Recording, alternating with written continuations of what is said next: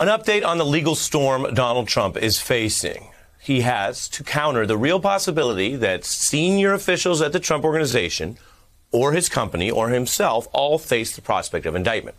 As we've reported, there's a special grand jury that is now reviewing evidence in New York. Trump has also been putting his D.C. hotel up for sale. That's one of the properties that has been under investigation and planning a series of summer rallies amidst what is mounting legal jeopardy in New York. Citizen Trump facing a serious test. Meanwhile, Trump's former personal attorney, Michael Cohen, well, he sees charges coming down the pike. The chance that there's not going to be indictments coming out and there's not going to be convictions, it's kind of like me waking up tomorrow 7 feet tall and playing power forward for the Knicks. It's there, right? It's going to happen.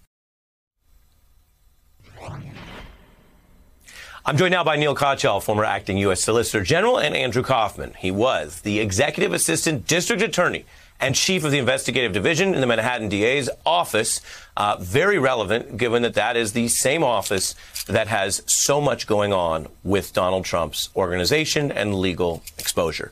Welcome to both of you. Adam, I wanted to start by just walking us through what does it mean when, as we've reported, you get a grand jury, a special, extensive one impaneled in this way. And what do you think of what we've heard from some of your former colleagues, some of whom have said, we don't know yet, we have to see, and others have said, well, Cy Vance doesn't make this move unless there are some indictments coming of someone? Thanks, Ari. Excuse me. Thanks for having me on tonight. So it's true, the impaneling a special grand jury, it means a lot. It means that the prosecutors have spent the past year going through evidence, gathering documents, reviewing them, litigating, of course, over the tax records, talking to witnesses. And they've reached a point in this process where they feel there is enough evidence to present to a grand jury. A special grand jury in New York State is a grand jury that will sit for 6 months or longer, that will hear only 1 or 2 cases, and they'll focus, in this case, on the Trump investigation. So it really does have a significance in that it means that the district attorney is ready to move forward with witnesses, with strategy. They might compel witnesses to testify. They might charge people. They might immunize people. There's a lot of strategic moves that come that come with a special grand jury when you have the time to use the grand jury to develop the evidence and make the case. What do you think about the question I asked over whether there will or won't be indictments? You know, it seems likely that when you take the step of impaneling a special grand jury, that indictments will follow. We don't know who will be indicted, but the district attorney is not going to take the step of impaneling a special grand jury unless they believe in their assessment there's legally sufficient evidence to demonstrate criminal conduct. Now, you can't say who it is. You can't say, is it Mr. Trump, Donald Trump himself? Is it the Trump Organization? Is it executives, the kids? But you can say that they're looking at this and thinking, we've got enough to go forward and bring criminal charges. Neal? Yeah, so I agree with a lot of that. So first of all, a grand jury is largely a black box. So we don't find out what the grand jury is thinking, what they're being presented with, and so on. I mean, the best way of thinking about it is kind of like the opposite of Donald Trump. With Donald Trump, it's always TMI. We know everything he's thinking or the lack thereof. With a grand jury, it's all about secrecy, as it should be. And so we're not going to hear much. But here's what we do know. We do know that this grand jury has been convened, that the grand jury is looking at the Trump Organization and individuals within it. And Donald Trump, of course, was the head of it for a time. And then it was passed on to his 2 sons when he was the president. I agree they could be looking just at the organization and not at the individuals. That might be true in some corporate cases, but unlikely here because this is a closely held company in which, there's, the direct accountability of the leaders. This is not like some big behemoth publicly traded company like this.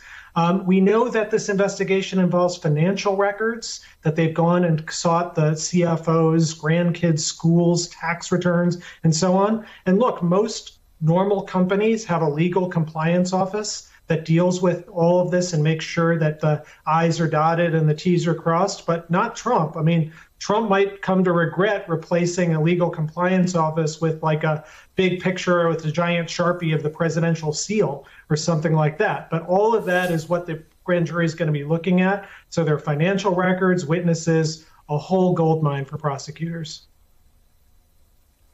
Yeah, and Adam, I want to play something that we've been talking to many witnesses and people with primary experience, just because that helps you understand the case better. Jack O'Donnell ran one of the biggest operations that they had back when the Trump organization wasn't just sort of a marketing and branding operation, but they were involved in actual business buildings, the Atlantic City casinos. Take a listen to what he said. And I actually went through, a situation where I was asked to literally build false financials for my business. I then went into Donald's office, and Donald said, "Did Robert and Harvey talk to you about the numbers?"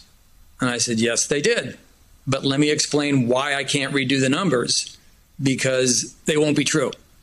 And he just said, "We need new numbers." Adam, when you worked in the same Manhattan DA's office, would that kind of evidence, if it were recent enough, be something you could work with? Yes. I mean, absolutely. When you have people who went in the room and spoke to Donald Trump and told Donald Trump, I mean, that example is in and of itself, if it were a timely example, that would be enough to sustain charges, at least for falsifying the records of the company. And if that is done in furtherance of some type of fraudulent conduct, it's a felony charge. So, that's why you have a grand jury, because you've got the documents. The documents say whatever they say. The numbers are recorded. The tax returns are filed. The valuations are submitted wherever they're submitted. Now the question is, who caused that to happen? And you need to have the witnesses to come in and say who was responsible, who did this, who authorized it, who commanded it. And Adam, what do you say to a critique we've heard both from certain people that are sympathetic to Trump, but also from some big Trump critics who think he skated for too long, including in Democratic New York, that this guy was not exactly, to Neal's earlier point, flying below the radar? He was not exactly someone that you couldn't hear about in New York and hear about how many people he'd stiffed and how many times he'd inflated his assets and then undervalued them in other contexts. The tax stuff was legendary even before they got the full returns. What do you say to the critique that says that perhaps Mr. Vance or other officials up and down the line were asleep at the wheel, if it's so bad that now it's going to merit charges? I think, look, you look back, there's a lot of scuttlebutt that you hear people talking, oh, it was so obvious back then.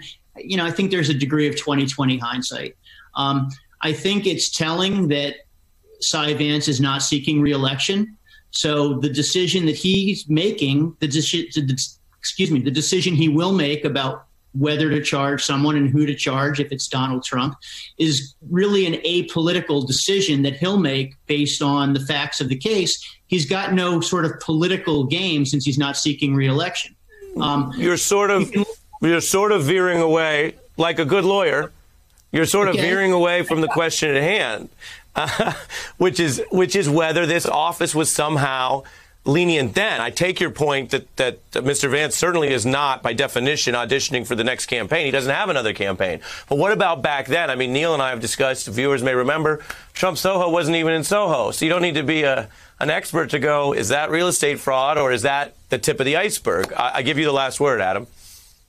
Well, the office looked at Trump Soho once before. The decision was made not to go forward with that case. I think that in the years since Donald Trump became president, a lot more information has come out, a lot more scrutiny has been paid to his business activities, and you reach a certain point where the quantum of evidence becomes so great that it's time to take action.